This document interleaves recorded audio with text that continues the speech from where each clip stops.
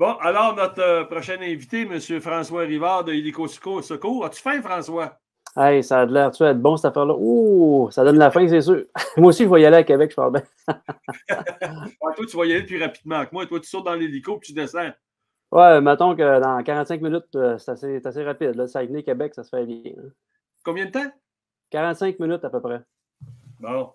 Écoute, François, on va parler avec les gens aujourd'hui de comment se préparer à l'arrivée d'hélicoptères en cas d'accident, parce qu'on pense toujours que c'est juste pour les autres, les accidents, mais ça peut très bien nous arriver. Une chute en bas d'un mirador, une fouille en 4 roues, tu glisses une branche, tu casses une jambe, un arrêt cardiaque, nomme-les toutes. Il peut arriver tellement de situations. J'aimerais ça que tu nous parles qu'est-ce qu'on doit faire et surtout qu'est-ce qu'on ne doit pas faire en cas de blessure, d'accident ou d'incident qui arrive. Tout à fait. Tu sais, mettons qu'on prend l'exemple justement de, comme tu disais, quelqu'un qui fait une chute d'une mirador. C'est sûr que ça fait mal. Hein? C'est dépendant de la hauteur. Là. Soit que tu vas crier ouch, je suis rendu en bas ou ouch, puis après ça, ouf. Dépendant de la hauteur. C'est ça. Fait que ça dépend de la hauteur que tu vas tomber. Donc, bon, c'est clair que si quand il nous arrive un incident comme ça ou un accident comme ça, dépendant de ce qu'on a comme traumatisme, dépendant de ce qu'on a comme douleur aussi, il y a certaines situations qu'il ne faut pas bouger le blessé parce que s'il y a une fracture au niveau cervical, lombaire, etc., on veut pas nécessairement que la personne reste paralysée jusqu'à la fin de ses jours. Donc, c'est pour ça qu'on dit toujours aux gens, quand il arrive quelque chose, il ne faut pas déplacer nécessairement la personne le moins possible, à moins qu'elle soit en danger de sécurité. C'est-à-dire que l'environnement n'est pas sécuritaire, puis il y a risque pour sa vie nécessairement si on le laisse là ou quoi que ce soit. Donc là, on n'a nécessairement pas le choix de déplacer. Mais encore là, il faut vraiment prendre des dispositions pour le bouger le moins possible, puis pour pas nécessairement lui laisser des séquelles par la suite. Bon, suite à ça, ben, ce qui est important, surtout quand dans les TNO, territoires non organisés, on est loin des secours, on est loin des centres de santé. Donc, il faut appeler les secours le plus rapidement possible. Parce que même si on est un hélicoptère, on sait qu'un hélicoptère, c'est vite, mais si ça prend une demi-heure avant de l'appeler ou une heure avant de l'appeler, c'est du temps qu'on vient de perdre le plus possible. Puis le temps est super important en cas de blessure. Tout à fait, oui, parce qu'en réalité, c'est une question de temps. Dans le médical, dans le préhospitalier, on utilisait beaucoup le golden hour, ça veut dire à l'heure d'or. Donc, à l'intérieur d'une heure, il faut que le patient soit rendu en salle de chirurgie, pas nécessairement dans l'ambulance, en salle de chirurgie, pour qu'il y ait toutes les possibilités possibles, qu'il reste avec moins de séquelles et d'avoir nécessairement aussi, c'est de faire la différence entre sortir avec une chaise roulante ou sortir sur ses deux jambes. Donc, les secours, la rapidité des secours est très rapide. Donc, quand il arrive une situation comme ça, donc, si on est tout seul avec le patient, c'est sûr qu'on ne peut pas laisser le patient tout seul. Donc, l'idéal, c'est d'être bien équipé en système de communication avec soi, téléphone satellite, des dispositifs de messagerie satellitaire, etc., pour être capable de déclencher les secours le plus rapidement possible. Ou envoyer quelqu'un. Ou envoyer quelqu'un. Oui, tout à fait. Donc, ou envoyer quelqu'un pour aller chercher pour appeler les secours nécessairement le plus rapidement possible. Et suite à ça, ben, si on a quelqu'un qu'on a justement envoyé quelqu'un pour être capable d'appeler les secours, ben, au niveau du patient, ben, c'est important de ne jamais le laisser tout seul. Parce qu'en réalité, c'est que si le patient il tombe inconscient, ce qui est dangereux qu'un patient qui tombe inconscient, c'est qu'après ça, qu'il tombe en arrêt respiratoire. Parce qu'une fois qu'on est inconscient et qu'on est couché sur le dos, la langue, elle devient un petit peu molle, puis elle peut tomber dans le fond de la gorge. Et de là, donc, peut tomber en arrêt respiratoire. Et après ça, même tomber en arrêt cardio-respiratoire. Puis j'imagine aussi que même pour on va l'appeler le patient, pour le patient de rester seul en forêt, en noirceur, quand il est blessé, ben c'est pas très, très sécuritaire, puis ça risque de créer de la panique. Puis j'imagine qu'il y a des conséquences à ça aussi au niveau. Tout à fait. Tout à fait. Donc, tout à fait. Donc, c'est pour ça que c'est important d'avoir une présence sur place. Donc, lui, il sent nécessairement qu'il n'est pas tout seul. Donc, déjà là, on vient de diminuer son stress. Alors, vraiment important de ne jamais laisser le patient tout seul, c'est clair. Mais là, bon, on est un patient, on a appelé les secours, l'hélicoptère s'en vient. Il faut se préparer à l'arrivée de l'hélicoptère parce que lui, l'hélicoptère, il ne peut pas atterrir n'importe où. Il y a des façons, il y a des besoins, puis il est peut-être possible soit de déplacer le patient vers un endroit où l'hélicoptère va être capable de se poser, ou sinon, il va falloir aménager le secteur pour que l'hélicoptère puisse arriver le plus près possible. Bon, tout à fait. Donc, c'est sûr qu'il y a beaucoup de situations. Hein, on pourrait en parler toute la soirée, tous les types de situations. Mais dans un contexte, parce que comme nous, à Hélico Secours, on s'en vient nécessairement avec un treuil tantôt. Donc, les endroits qu'on ne pourra pas être capable d'atterrir, il va y avoir une possibilité de descendre un parasauveteur sur un câble, stabiliser le patient, le récupérer et le monter à bord de l'hélicoptère. Donc, ça, c'est quelque chose que nous, on s'en vient. Mais en attendant, on doit atterrir. Et puis, si vous êtes seul avec la victime, cassez-vous pas la tête quand même avec ça. Nous, en vol, bien souvent, c'est que des fois, alentour de vous, vous allez voir juste des arbres. Ils ne sont jamais capables d'atterrir ici. Mais juste en vol, nous, on est capable à vol d'oiseau. Des fois, on va trouver un éclairci tout près ou quoi que ce soit. Donc, on va être capable quand même de se rapprocher le plus possible du patient. Et puis, avec notre équipe de sauvetage, bien, nécessairement, on va faire la dernière partie par la voie terrestre là, à pied. Là. On est quand même, on a un pièce d'équipement quand même à bord d'hélicoptère qui nous permet de transporter, je ne dis pas 20 km là, à bras, mais quand même là, une couple de 100 pieds, là, on est capable de le faire là, nécessairement là, jusqu'à l'hélicoptère. Je vais mettre la première photo que tu m'as envoyée là, qui est qu'est-ce que vous avez besoin pour atterrir? C'est ça. Donc, dans une situation optimale, ce qu'on cherche, c'est un endroit qui est libre d'obstacles, d'arbres. En fait, un 100 par 100 pour 2 jours. Puis après ça, un 150 de nuit. On s'entend que de nuit, c'est un petit peu plus difficile, même avec des lunettes de vision de nuit. C'est un peu plus difficile de voir un peu nécessairement le terrain. Donc, c'est pour ça qu'on demande un petit peu plus grand, 150 par 150. Puis de nuit, bien, si on est capable de rajouter des moyens de lumière dans chaque coin, ça peut être des lampes de poche, qui sont tout simplement au sol, qui nous permet au moins de délimiter le secteur, ou c'est-à-dire le carré de l'héliport. Un hélicoptère, ça atterrit toujours face au vent. On est comme des oiseaux. Donc, plus on utilise le vent parce que s'il arrive, c'est plus facile, ça plus performant. L'hélicoptère est plus performant face au vent. Et puis, à partir de là, donc, c'est pour ça qu'on utilise toujours le vent pour être capable d'atterrir le plus possible. Si on s'en va, c'est la deuxième slide. Ouais. Donc, le choix d'un site plus sécuritaire, donc on essaye, c'est sûr, de rester pas trop proche du patient. On ne veut pas atterrir trop proche du patient puisqu'un hélicoptère, ça déplace du vent. Donc, s'il y a des choses au sol, ça peut être des branches ou quoi que ce soit, bon, on ne veut pas projeter ces branches-là sur le patient. Donc, on demande au moins un 300 pieds minimum là, du patient le plus possible. Comme je disais, dans certaines circonstances, des fois, on va être un petit peu plus proche.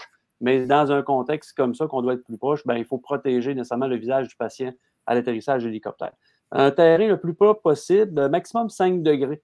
Un hélicoptère, c'est sûr que on voit l'hélicoptère, c'est gros, mais en réalité, ce qui est important dans la partie du 5 degrés, c'est au niveau des patins.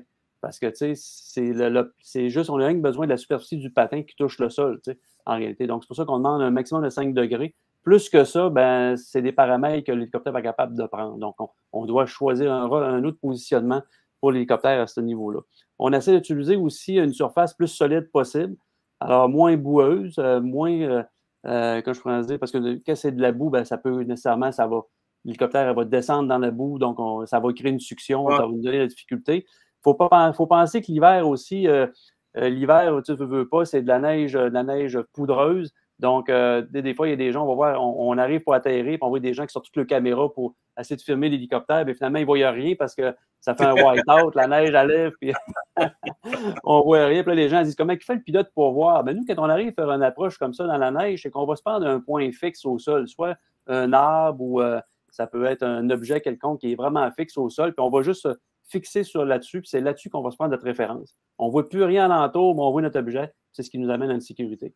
Donc, c'est pour ça qu'on va atterrir aussi très rarement, puis même jamais, en plein milieu d'un lac, au milieu de rien, parce que c'est trop blanc, puis on va perdre notre référence. Donc, on va tout le temps atterrir proche, soit d'une référence visuelle que des arbres à côté ou un quai. J'ai fait une intervention cet hiver, en fait, justement, pour un chalet dans le secteur des Monts-Valin. Et puis, c'était complètement une condition de white-out, qu'on appelle la condition de voile blanc. Alors, il y avait un quai qui était sorti, puis j'ai pris le quai comme référence pour être capable d'atterrir. Donc, puis toi, au niveau portance, là, ton hélicoptère, là, les patins, là, c'est quoi la distance? C'est quoi la dimension là, entre les patins? Bon, écoute, c'est à peu près un 15 par 15, maximum 20 pieds, mettons. Là. Donc, c'est pas gros. Là. OK. Ensuite, si on regarde la prochaine slide, ben, si on en regarde pour les objets, les obstacles qui pourraient être dangereux. Donc, c'est sûr, quand il y a des câbles, des antennes, des bâtiments qui sont proches des fossés, ben, c'est sûr qu'il faut qu'ils soient identifiés. Fait que c'est certain que si vous avez le temps de faire je vous dis, je sais pas, vous avez le temps de marcher, le patient n'est pas tout seul, c'est OK, je vais aller voir le site, juste pour être sûr qu'il n'y a pas de trou, quoi que ce soit, qui pourrait nécessairement causer une problématique. Mais encore là, comme je disais, si vous n'êtes pas en mesure de le faire, faites-vous-en pas avec ça. Nous, on va s'organiser justement pour doubler de sécurité. On va faire des choses qui vont tout simplement mettre la sécurité au maximum parce qu'on ne peut pas prendre de chance qu'il y arrive. On n'ira pas se faire un accident pour aller chercher quelqu'un qui a un Non, accident. effectivement. Puis d'ailleurs, tu te dis, écoute, moi j'ai un drone, fait que je vole avec le drone là, pour faire du film, Ouais. ces choses-là. Puis la vue d'en haut, puis la vue d'en bas, c'est totalement le jour et la nuit. Là, Tout à fait. C'est pour ça que quand on arrive, nous, on va tourner au moins une fois alentour de ce qu'on va atterrir. Et la raison est simple. Des fois, les gens vont dire il passe-tu douette, pourquoi il ne s'en vient pas? C'est parce que nous, on prend le temps tout simplement de repérer, de trouver justement des obstacles ou des choses qui pourraient être dangereuses justement à l'atterrissage. On va regarder, y a-t-il des fils, y a-t-il quelque chose qui pourrait avoir, y a-t-il la construction proche du chalet? C'est ce qu'il y a des matériaux de construction qui est proche du chalet. Je vais vous dire que des panneaux de styrofoam là, avec un hélicoptère à côté, là, ça lève pas à peu près. Oui, ça puis doit. des fois, ça ne prend pas grand-chose. Juste un canot qui est complètement viré à l'envers parce que on le garde, on ne veut pas qu'il mouille dedans. Ben, un canot, c'est quand même léger. Ben, l'hélicoptère, il va y faire 3-4 tours, c'est clair. Ah ouais, écoute, ou ben une chaloupe avec du matériel dedans, des gilets de sauvetage, des cannes à pêche, des boîtes de verre vides. Ça va lever pas à peu près ça aussi. Là. Ah ouais, non. Ça, c'est sûr, définitivement. Définitivement. Fait qu'il... Puis après ça, ben, comme je disais, c'est que nous, on va tout simplement atterrir nécessairement au site en question. Et suite à ça, ben, il va y avoir tout de suite les paramédics de vol avec le personnel infirmier qui vont directement sortir de l'hélicoptère pour se diriger vers le blessé et prendre charge nécessairement du blessé. Alors, mais il n'y a rien de mieux quand même pour préparer les chasseurs et les pêcheurs dans un cas où on s'en va dans un terrain comme ça, d'avoir des cours de premiers soins. Ça, je pense, c'est la base pour moi en fait, que je propose à tous les gens qu'il y ait au moins une personne qui a son cours de premiers soins quand on s'en va dans un territoire non organisé comme ça. Il ne faut pas oublier qu'on est loin. Si ça arrive vite, des fois, d'un accident. Puis comme tu disais tantôt, ça va juste. Moi, je suis chanceux, j'ai un ambulancier à la retraite là, qui passe l'été avec moi de la pourvoirie. Là, ah oui, je suis gâté quand mes clients ont des gogos. C'est pas trop compliqué, là, puis il y a un petit peu d'outillage avec lui et tout ça, là, tu sais. Mais tu sais, ça va juste un trépied dans le pouce, là. Ça, j'en vois souvent, là, puis écoute... tout à fait, non, puis moi, je suis allé chercher du monde, c'est une madame que son mari venait de peinturer le plancher, là, en fait, de la galerie de son chalet, là. Puis en sortant, il avait mouillé, il n'y a rien de pire qu'un plancher qui vient juste de peinturer puis qui a mouillé dessus. Puis elle a glissé, elle s'est cassé le bassin. Ça prend... Ça fait mal, ça. Ça fait mal, puis ça ne prend pas grand-chose. C'est jamais qu'elle a pensé qu'elle allait glisser sur sa galerie pour se casser le bassin. Non, effectivement. François, écoute, super de bonnes informations ce soir. C'est vraiment très intéressant. Les gens, je ne sais pas comment vous avez aimé ça. Si vous avez aimé ça, faites-nous un petit thumbs up. Là. Moi, en tout cas, j'ai trouvé ça pas mal le fun là, de voir comment il faut, qu'est-ce qu'un hélicoptère a de besoin là, pour se poser. Puis c'est quand même pas si compliqué que ça, je vais te dire. Non, ça a l'air plus compliqué qu'on pense. Oui, c'est assez vite fait. Puis moi, je pense que pour enlever, comment je te dirais ça, enlever du tracas, le stress, tout ça, ben quand on le sait, ben peut-être que ça va faire la différence entre ta fameuse heure, là, ta golden hour. Là, ça va pas, des fois, juste ces petits détails-là, ça va faire la différence là, sur ce qui va arriver, ce qui va se produire. Ce qui va se produire après avec la personne qui a subi un traumatisme, tout ça. Tout à fait, tout à fait. Non, c'est vraiment c'est une question de une question de temps. Oui, effectivement. Fait que je veux rappeler aux gens que quand ils prennent leur abonnement à Clic Plein Air,